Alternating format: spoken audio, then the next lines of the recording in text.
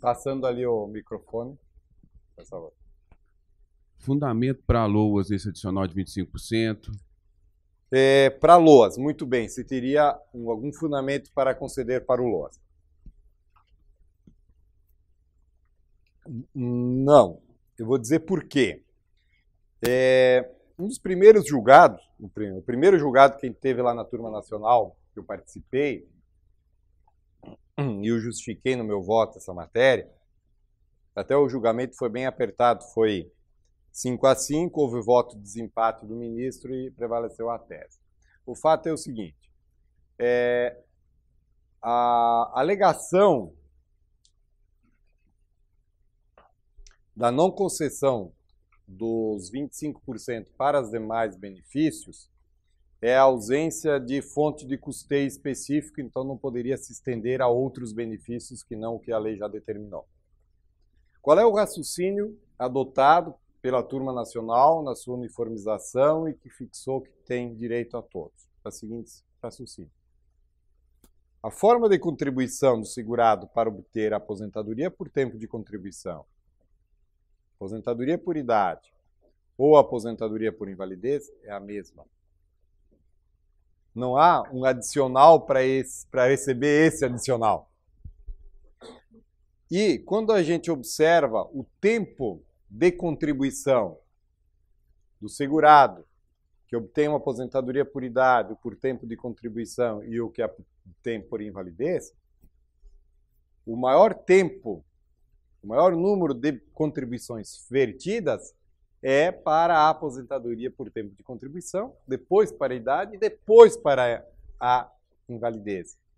Então, dentro dessa lógica contributiva, não se justifica conceder para quem é aposentado por invalidez e não conceder para quem é aposentado por tempo de contribuição ou por idade ou especial.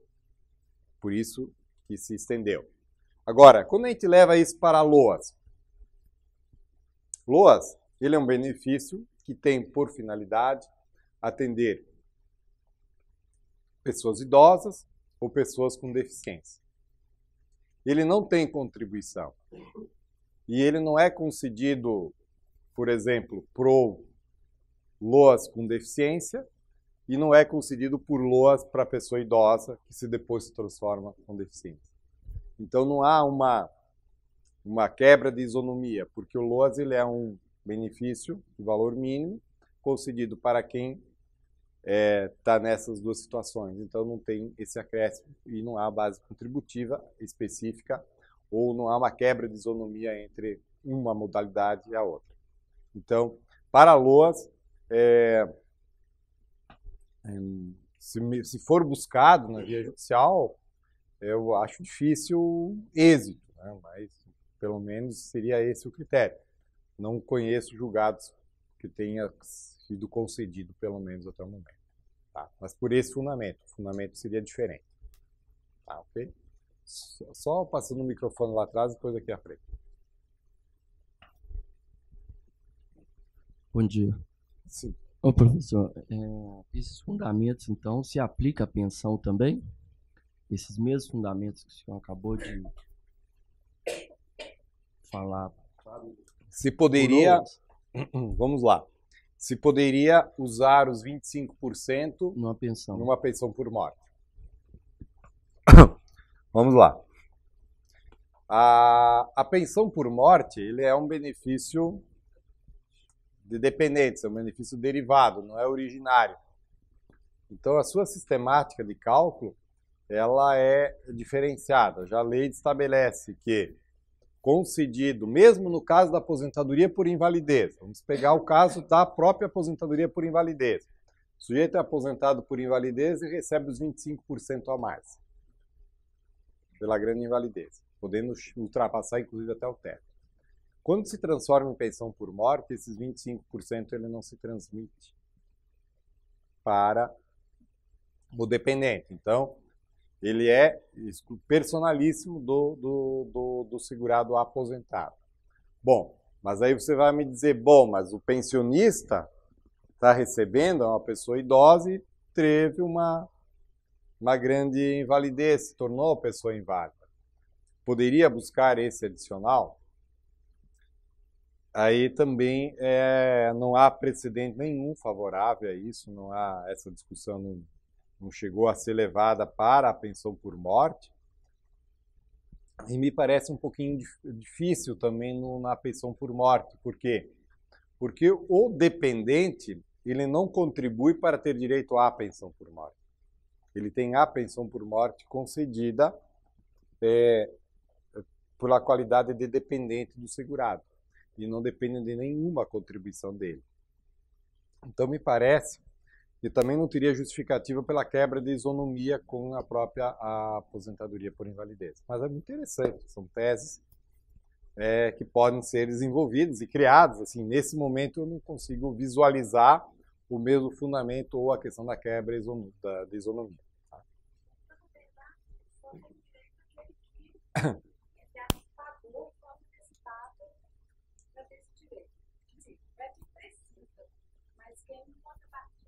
Aqui, depois já te devolvo.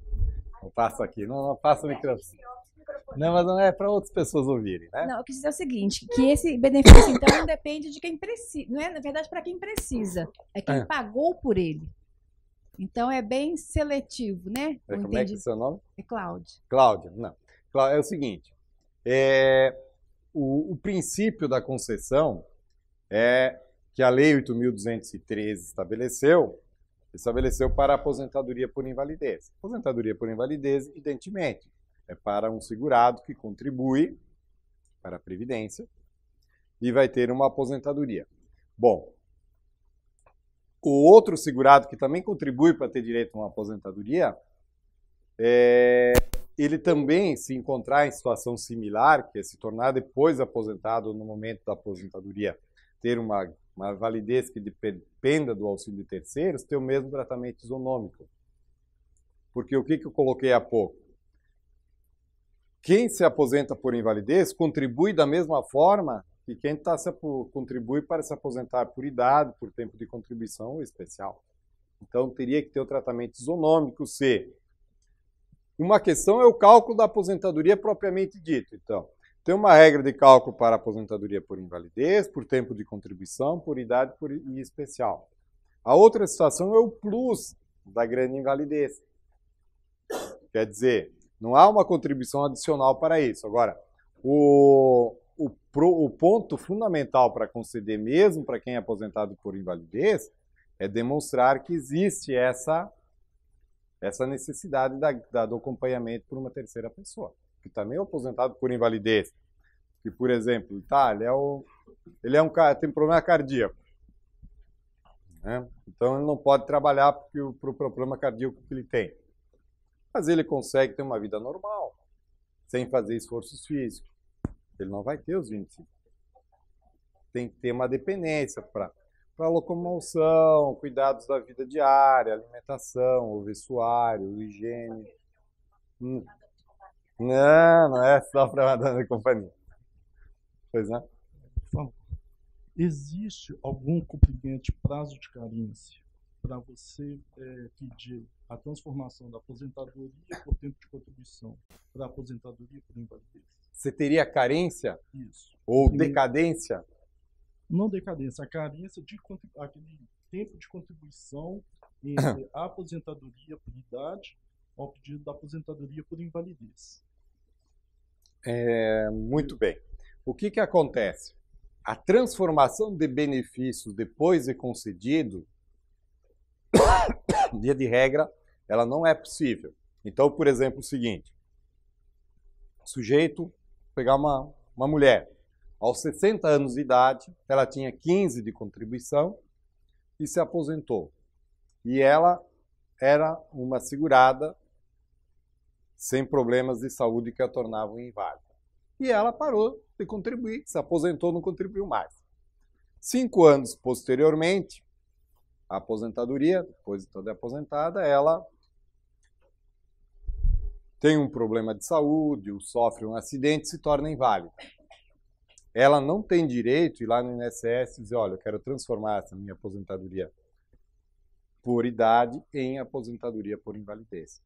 Porque não há essa possibilidade de transformação depois da concessão. A não ser que, é aquele caso que eu estava citando, ela se aposentou aos 60 anos, porque ela já tinha 15 de contribuição, e ela continuou trabalhando. E aí, 5 anos depois, que ela estava trabalhando ainda, ela sofre um acidente, ou ela tem algum problema que a torna inválida, de saúde, coisa do tipo.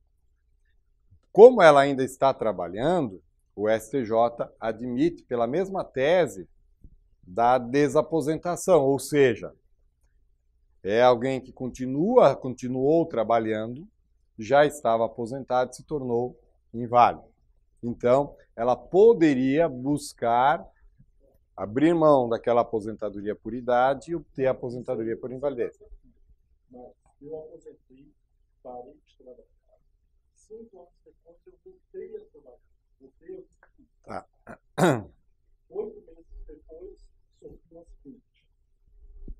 Teria que ter um prazo de carência igual ao mesmo prazo de doença, tudo de carência.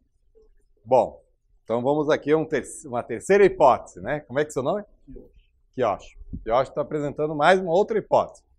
Essa mesma senhora completou 60 anos, se aposentou por idade. Parou de trabalhar. 5 anos depois, ela resolve voltar a trabalhar. Trabalha 8 meses e se torna inválida. Se ela poderia buscar a aposentadoria por invalidez, se ela teria a questão da carência a ser observada a partir de quando ela retorna. Bom, então a questão é o seguinte, vamos pensar da seguinte maneira.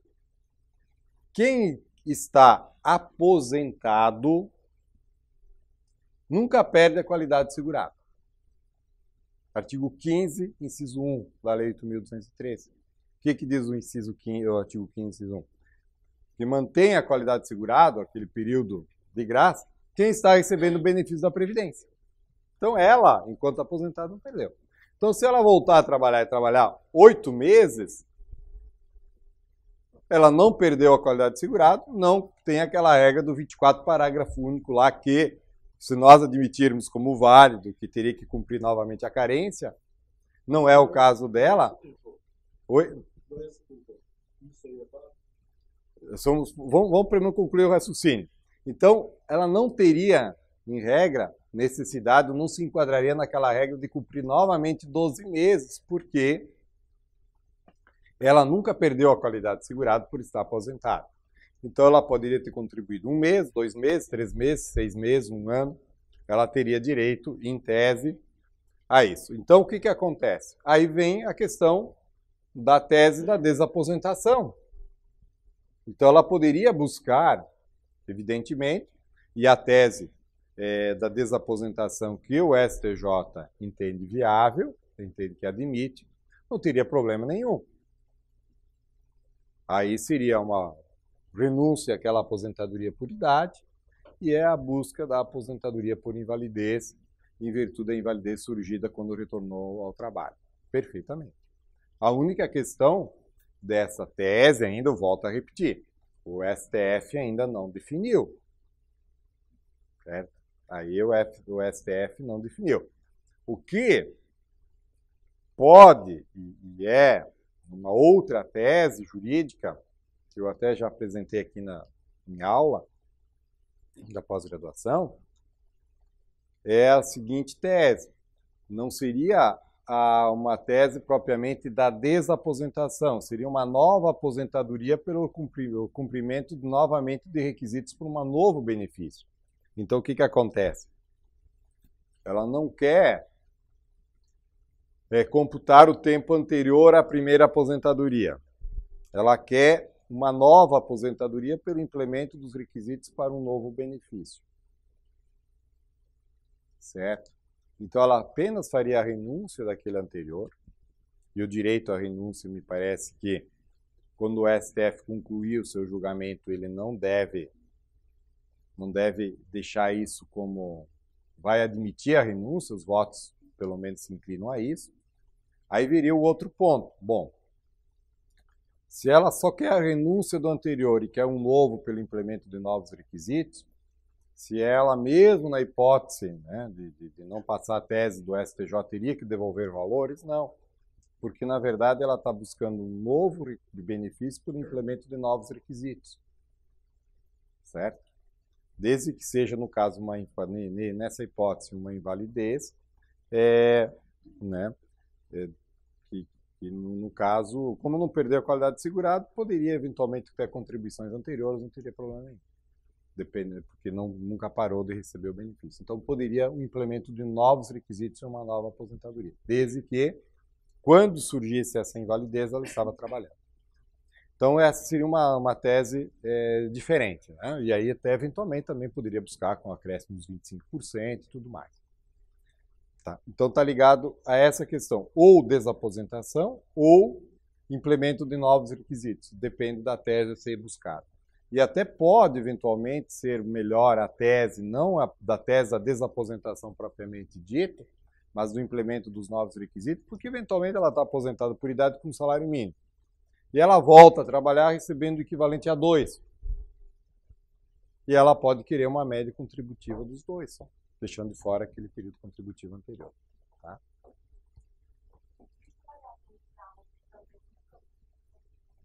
Se o trabalhador rural poderia buscar os 25%,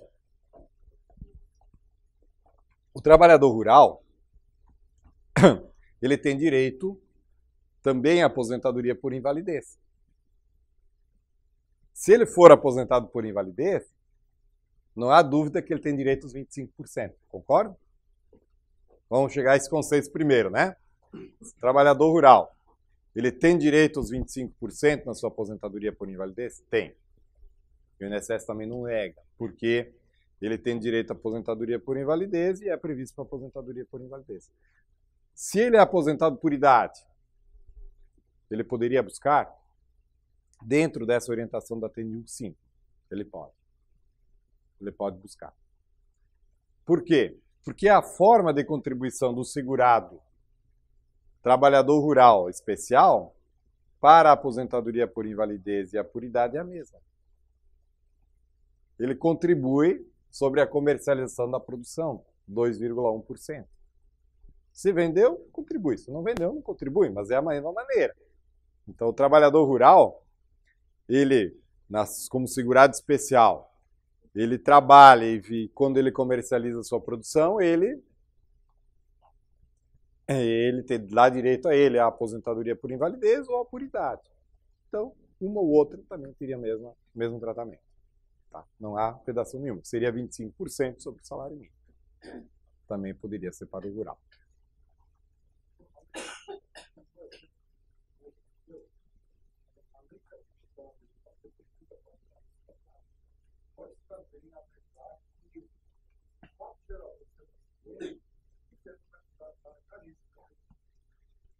Muito bem.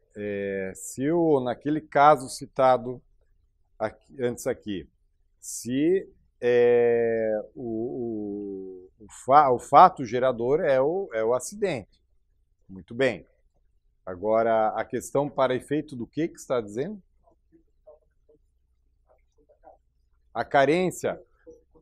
Não, a carência, a questão é a seguinte. Primeiro que não perde a qualidade de segurado quem está aposentado. Aí ele volta a trabalhar. Bom, aí teria duas situações. Bom, é um acidente que dispensa a carência ou é uma doença que gera invalidez que teria, em tese, que provar a carência. Bom, se é uma que dispensa a carência, perfeito, não tem dúvida nenhuma. Se é aquela que exigiria os 12 meses de carência, como numa transformação, no caso pela desaposentação, como a tese do STJ que é admitida, aí ele pode buscar o período anterior à aposentadoria por idade dele, aí não teria problema nenhum. Tá? Por quê? Ele contribuía 1 mês, 2 meses, daqui um pouco e tem um problema de saúde que ele não pode mais trabalhar, se torna inválido, poderia buscar as anteriores. Tá? Nessa forma de desaposentação, porque na tese originária da desaposentação usa o período contributivo anterior, a carência anterior, tudo para a nova aposentadoria. E aí ficaria um novo salário de benefício, considerando o anterior à aposentadoria por idade, com as contribuições feitas depois que retornou ao trabalho. Mas sem problema nenhum. Bom? Podemos prosseguir? Muito bem. Então esse tema deu debate, né? Viu que a coisa parece simples, mas não. Surge o rural, surge o que já está aposentado, surge... São várias questões. Oi? O pensionista, o benefício de LOAS, porque é isso realmente. O direito previdenciário, cada caso é um caso, né? E tem suas peculiaridades. Muito bem. Então vamos ver aqui a situação do auxílio acidente em caso de lesões mínimas. Qual é a orientação do STJ e também da Turma Nacional? Bom, só para recordarmos aqui, para a gente não ter uma fixação aqui, os requisitos do auxílio acidente. O auxílio acidente, como requisito, é qualidade de segurado no momento que surge o acidente, no momento do fato gerador. Não há carência, certo? Então, não tem aquela regra lá de perder a qualidade, tem que ter tudo recumprido. Não, não tem. O acidente pode ser de qualquer natureza, pode ser acidente de trabalho ou um acidente que não tem relação nenhuma com o trabalho. A redução tem que ser parcial, mas com um caráter de definitividade e ter relação com o trabalho habitual. E o nexo causal entre o acidente e a redução da capacidade. Então, são esses os requisitos. Lembro aqui a questão de que o empregado doméstico passou a ter direito, que ele não tinha, a partir da Lei Complementar 150 de 2015. Então, por exemplo, uma empregada doméstica está trabalhando, de repente cai da escada e fica com uma lesão. Quantas vezes isso acontece, né? Ou cai da janela. Pode, né? Ou tá passando roupa com o ferro lá, provoca uma lesão. É uma atividade de risco o trabalho doméstico, não é tão simples assim, né? As mulheres que o digam, né? Então, também empregado doméstico tem também direito. Tem início, então, a partir do dia seguinte, a cessação do auxílio-doença, como regra geral. Então, primeiro auxílio-doença, ficou sequelas, auxílio-acidente. Mas se a pessoa não pediu o auxílio-doença, pode pedir o auxílio-acidente? Pode. O auxílio pode ser concedido diretamente. Isso acontece, eu vejo com mais comum no meio rural. Às vezes uma pessoa trabalha como segurado especial, sofre um acidente lá com uma máquina, está trabalhando. Não vai pedir auxílio-doença, mas ficou com uma sequela. Posteriormente, ele poderia ir lá pedir só auxílio-acidente? Depois da própria consolidação da sequela? Pode, não tem problema nenhum. E o trabalhador rural, segurado especial, tem direito também ao auxílio-acidente. Então, ele pode ficar recebendo seu auxílio-acidente, que será de quanto valor? 50% do salário mínimo, no caso, né, que é o valor mínimo, seria um salário mínimo, 50% meio salário mínimo. Então, ele vai receber seu salário mínimo. Então, tem muita gente no meio rural que tem esse direito e às vezes nem reclama por não saber que tem esse direito. A percepção, então, de salário ou continuar trabalhando não impede a continuidade do auxílio-acidente, porque ele é um benefício pago de forma cumulado com a remuneração. Quando é que ele se extingue? No dia anterior ao início de qualquer aposentadoria, concedida a aposentadoria acesso ao auxílio-acidente, o valor pago ele incorpora o salário de contribuição para o cálculo da aposentadoria, mas ele cessa. Ele era vitalício até 1997, deixou de ser. Pelo óbito do segurado, eventualmente a cessação, podendo ser transformado em pensão por morte. E aí uma outra regra de cessação que também é contestada, se o sujeito recebe um auxílio acidente, passa no concurso público e vai pedir a sua CTC, o INSS dá a CTC e corta o auxílio acidente dele. Agora, se ele passa no concurso público e prefere não pedir a certidão do tempo de contribuição para levar para o serviço público, ele continua recebendo. Se ele faz isso quando ele vai pedir a sua aposentadoria no regime próprio, lá 20 anos depois, então ele continua recebendo até lá. Motivo que não justifica a cessação pela CTC. Perdendo emprego, parando de trabalhar, ele nunca perde. Vai continuar recebendo de forma vitalícia até o início da sua aposentadoria. Perde vínculo, perde trabalho, não contribui mais, continua recebendo. Vier a ficar, e aí muito bem, aí ele vem e por acaso fica inválido. Sofre um acidente, ou tem um problema, ele pode ir lá pedir o benefício? Pode, porque enquanto ele está recebendo auxílio acidente, ele não perde a qualidade de segurado. E aí ele mantém todos os benefícios como segurado da Previdência. Podemos pedir auxílio doença, podemos pedir aposentadoria, ou no caso, uma aposentadoria por invalidez, e assim por diante, pode ter a pensão por morte. Da manutenção da qualidade de segurado, está na IN de 77. Pode ser lá que o servidor negue, mas aí você leva lá na via administrativa o artigo da IN que diz que mantém a qualidade de segurado, não pode negar. Está na instrução normativa. Tá? Ótimo. Então, visto um pouquinho as condições gerais do nosso auxílio acidente, vamos ver o nosso estudo de caso. Seu Cláudio dos Santos ajuizou a ação de concessão de auxílio acidente em face do INSS. Noticiou em síntese que exerce a função de operador de máquinas. Esse é um caso real, tá? É o caso que originou o repetitivo no STJ, tá? Só para vocês compreender, por isso a data também. Sendo que, em 2/4 de 2004, sofreu um sinistro laboral, acarretando-lhe lesão do polegar direito. Tá? Razão pelo qual a autarquia outorgou-lhe auxílio-doença com posterior alta médica. Ele argumentou comprometimento para o seu ofício e postulou o acolhimento da súplica, apresentou quesitação para a perícia. O INSS contestou, discorrendo acerca dos requisitos elencados na legislação, bem como sustentando a ausência de incapacidade, pedindo a rejeição do pedido. O magistrado deferiu a produção da prova técnica, foi nomeado perito, foi indicado os quesitos e foi apresentado o laudo e sobreveio a sentença que julgou improcedente o pedido de auxílio acidente, entendendo que a lesão lá no polegar não dava direito. Ele apelou para o Tribunal de Justiça, esse caso lá de Santa Catarina. A decisão do Tribunal de Justiça de Santa Catarina foi também contrária. Diz que o fato do acidente é incontroverso, perfeito? Tanto que a autarquia concedeu ao obreiro, ao segurado, o auxílio-doença acidentário.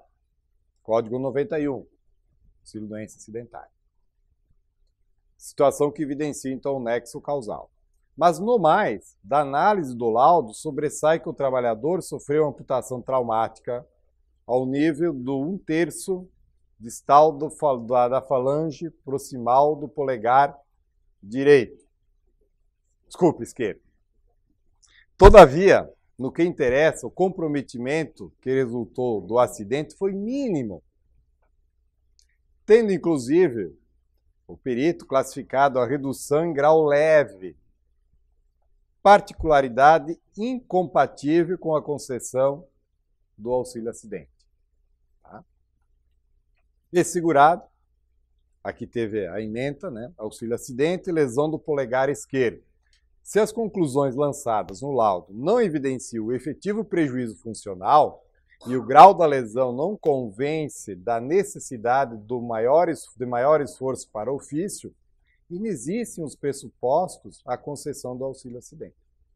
Foi julgado pelo Tribunal de Justiça de Santa Catarina em 2008. Esse segurado ingressou com recurso especial. E aí, no recurso especial, tema 416, recurso repetitivo.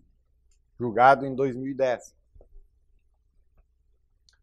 O que o STJ disse? Nesse representativo da controvérsia. Lesão mínima, direito ao benefício, conforme o disposto no artigo 86 caput da Lei 8.213 de 91, existe para a concessão do auxílio do acidente a existência de lesão decorrente de acidente de trabalho, que implique redução da capacidade para o labor habitualmente exercido. O nível do dano e, em consequência, o grau do maior esforço não interfere na concessão do benefício, o qual será devido ainda que mínima a lesão. Recurso especial provido, tema 416. Só para vocês, isso é muito frequente no dia a dia das demandas previdenciárias, principalmente do auxílio acidente. Qual é a maior causa da negação do auxílio acidente? Que a lesão é mínima e que não interfere na atividade laboral do segurado. Isso aparece muito na turma nacional, isso aparece muito no STJ. Então, esse caso do polegar esquerdo foi o caso que ensejou aqui esse tema 416 e esse julgamento em grau de representativo de controvérsia pelo STJ, e a jurisprudência então, do STJ é firme. Mas se vocês forem na via administrativa, vai ser negado.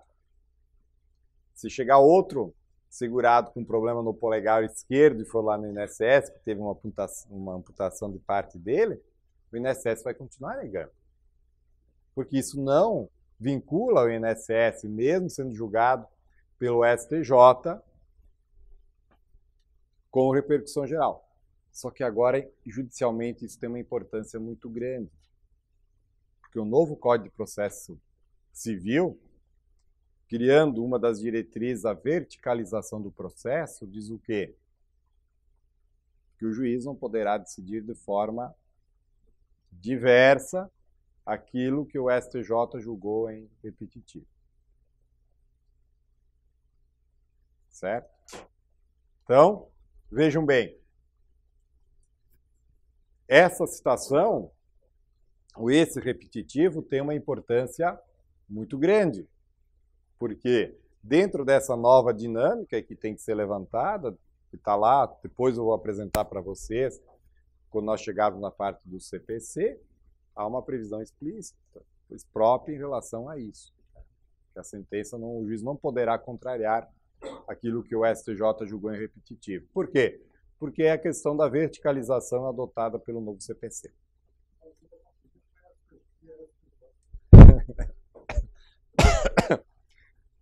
Ele tem conseguido bastante coisa, inclusive agora uma denúncia, né? Mas a aposentadoria dele foi uma aposentadoria que ele teve, foi especial, né? Na verdade, como por ter trabalhado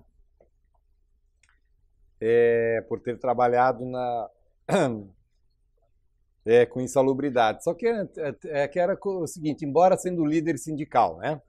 Só que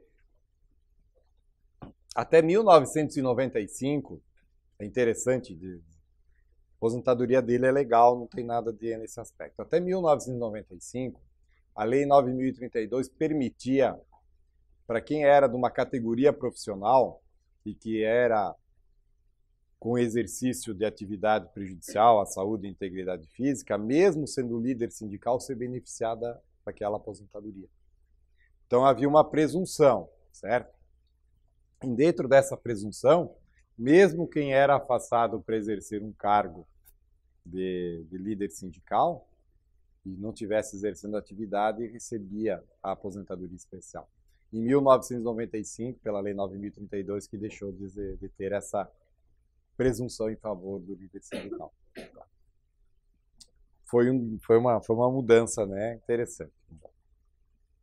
Ainda com relação ao auxílio acidente, eu gostaria de referir mais alguns aspectos. A súmula 507 do STJ. E aqui, em sentido contrário aos interesses dos segurados. Qual seja, a acumulação de auxílio acidente com aposentadoria pressupõe o quê? Que a lesão incapacitante e a aposentadoria sejam anteriores a 11/11/97. Observado o critério do artigo 23 da Lei 8.213 para a definição do momento da lesão nos casos de doença profissional do trabalho. Como eu comentava para vocês, até 1997 o auxílio acidente ele era vitalício. Então não cessava com a aposentadoria. Veio uma mudança na Lei 8.213 em 1997 e diz o seguinte: o auxílio acidente vai cessar com a aposentadoria. Mas por muito tempo se entendeu, e o próprio STJ entendia, que se, quando houve a modificação, alguém já recebia auxílio acidente, ou tinha tido uma lesão que gerou auxílio acidente, a aposentadoria poderia ser posterior, porque quando o auxílio acidente foi concedido, ele foi concedido com caráter de ser vitalício. Então a aposentadoria não seria motivo de cessação. Depois o STJ mudou o seu entendimento e disse, não, para que seja possível a acumulação, os dois têm que ter ocorrido antes de 1997. No entanto, esse tema ainda tem repercussão geral no Supremo Tribunal Federal, que é o tema 599, que diz que a acumulação da aposentadoria por invalidez, com o benefício suplementar, que hoje é o auxílio acidente, está lá em repercussão geral nesse tema 599. O Supremo não decidiu. É uma repercussão geral já tem algum tempo. Poderá o Supremo decidir de forma diferente do que decidiu o STJ nessa súmula 507. Sabe-se lá, mas está lá com repercussão geral, só para poder mencionar, tá? Muito bem. Um outro tema julgado em representativo pelo STJ, que é o tema 156, com relação ao auxílio doença, acidente, melhor, o ponto mais importante é esse seguinte aqui. Que o benefício acidentário não há nenhuma ressalva quanto à necessidade que a moléstia incapacitante seja irreversível para que o segurado faça jus ao auxílio acidente. Vamos supor o seguinte, ele fique com uma sequela. E aí diz o perito, bom, essa sequela ela é reversível se ele fizer uma cirurgia tal. Mas aí ele vai ter direito ao auxílio acidente? Ou não? O que o STJ diz é que tem. Não importa que ela tenha possibilidade de ser reversível. Enquanto ela existir, é devida. Certo? Então, se ele não quiser submeter à cirurgia, ou se por algum motivo não puder. Se ele ficar na fila do SUS e não conseguir. Vai. Certo? Então, o fato do perito apontar que a lesão ela é reversível não impede a concessão. Mas isso o STJ decidiu dessa maneira e em repetitivo também. Dessa forma, será devido ao auxílio acidente quando demonstrado o nexo de causalidade entre a redução da natureza permanente da capacidade laborativa e a atividade profissional desenvolvida, sendo irrelevante a possibilidade da reversibilidade, ou no caso da doença, ou do caso da sequela que ensejou. Então, esse é o tema 156 do STJ. Pois não.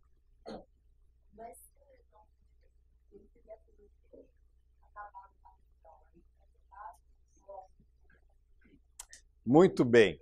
Aí vem a questão.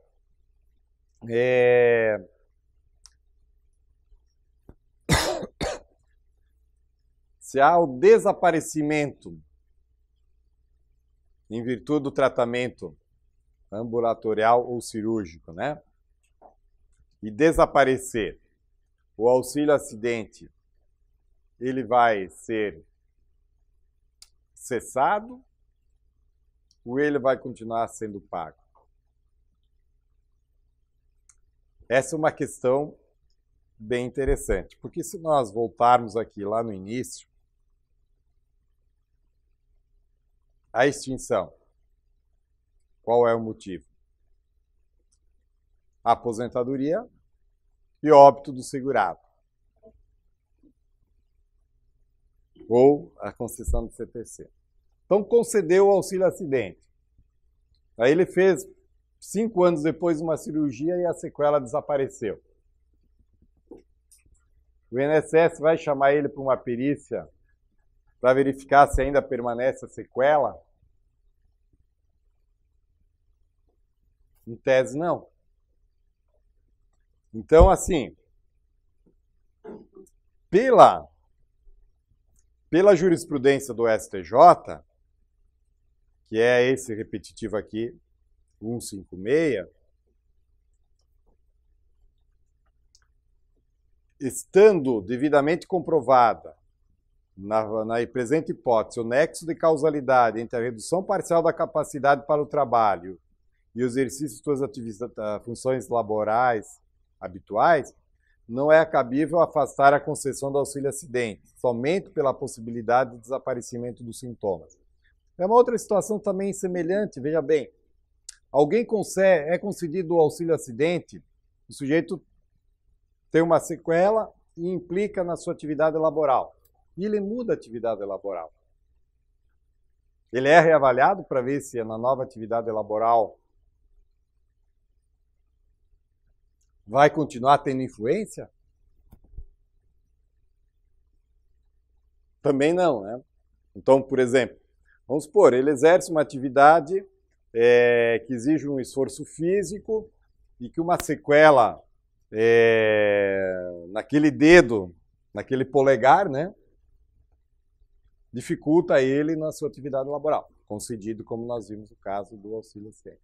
Vamos supor, ele faz uma faculdade, ele tem um êxito e passa a exercer uma atividade que aquele polegar não atrapalha mais ele. Eu vira presidente da República. E aqui não atrapalha em nada aquilo. Vai cessar o auxílio acidente? Não vai. Então vamos ver aqui que se a segurada optou pelo tratamento cirúrgico e eventualmente a sequela desapareceu, como regra não é motivo pela lei de cessação. Agora, e nem há previsão de chamar alguém que receba auxílio acidente para reavaliar se permanecem as sequelas para fins de pagamento.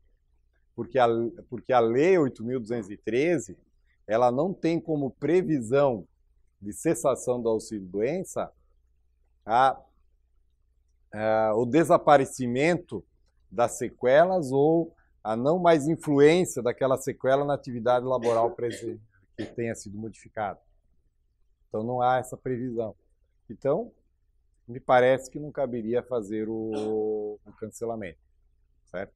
Não há previsão, pelo menos, na norma. Exatamente. É bem que chegasse no ponto. O que ele é? Ele é uma característica de quê? Ele é um seguro e uma indenização por aquilo. Então, por exemplo, alguém paga a contribuição que é o seguro acidente trabalho, que é o adicional para isso, que é pago por um segurado entregar. Muito bem. Ocorreu o evento, ocorreu lá o sinistro, tem direito à indenização. Aquele é o momento que você vai se averiguar. O que vai acontecer depois já gerou o fato gerador e a partir daí, então, teria o direito a esse recebimento. Perfeito? Sim?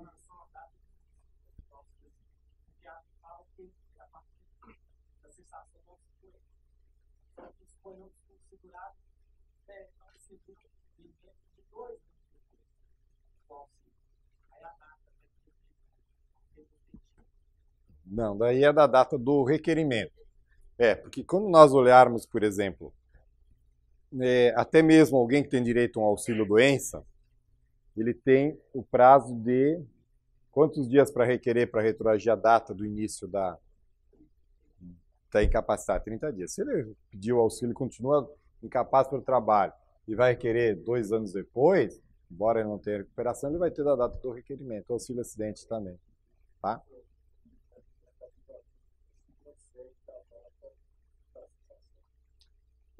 Não, mas aí quando houve cessação, ou quando não foi concedido, mas você está colocando o caso, porque aí é uma situação diferente, o sujeito vai, pede auxílio-doença, ou pede o benefício, marca a perícia, é concedido o auxílio-doença, certo? Cessa o auxílio-doença e não é concedido o auxílio-acidente. Ele reclama posteriormente, se demonstrado que o fato gerador existia naquele momento e não foi concedido quando da cessação do auxílio-doença, ele tem direito desde aquele momento. O fato que ele está colocando, como é que é seu nome? O Henrique está colocando, é diferente. Ele não foi pedir auxílio-doença, certo? 2 anos depois, ele vai lá e só pede diretamente o auxílio-acidente. A situação daí é diferente. Diferente de que quando ele procurou o INSS, porque assim, por que protege ele no caso da cessação do auxílio-doença sem a concessão desde a data do início? Porque é o seguinte, qual é a obrigação dele enquanto segurado? É requerer o benefício tempestivamente. Ele fez isso. E ele não vai dizer qual o benefício que ele efetivamente quer. Ele vai, a Previdência tem o dever de considerar o melhor benefício para ele e o benefício que é devido.